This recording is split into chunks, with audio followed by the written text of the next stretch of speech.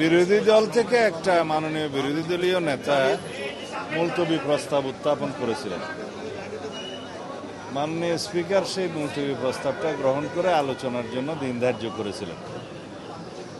সেই দিনটা বিধি মোতাবেক 2 ঘন্টা আলোচনা হওয়ার কথা হয়েছে। বিরোধী দলীয় সদস্যরা সরকারি দলীয় ট্রেজারি বেঞ্চের সদস্যদের চাইতে কয়েক মিনিট বেশি বরাদ্দ পেয়েছে, আলোচনা হয়েছে। মানে বিরোধী দলীয় নেতা আগে এবং পরে বক্তব্য রাখার সুযোগ পেয়েছে। তো বিধি মোতাবেক মুলতবি প্রস্তাবের উপরে আলোচনা অনুষ্ঠিত হয়েছে।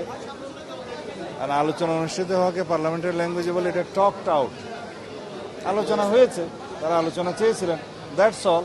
সময়ের সাথে সাথে দেখা দেয় নিত্য নতুন প্রয়োজন। রেডি থাকতে হয় প্রতি মুহূর্ত। তাই এলো ইনোভার, যেন আপনি লাইফে থাকেন রেডি প্রতিদিন। Innova, designed for now. July সনদের যে দাবি ছিল জনগণের, সেটাকে অগ্রাহ্য করেছেন, সেটা আন্দোলন করবে। এটা দাবি নয়, মুলতবি প্রস্তাবের উপরে আলোচনা চেয়েছিলেন।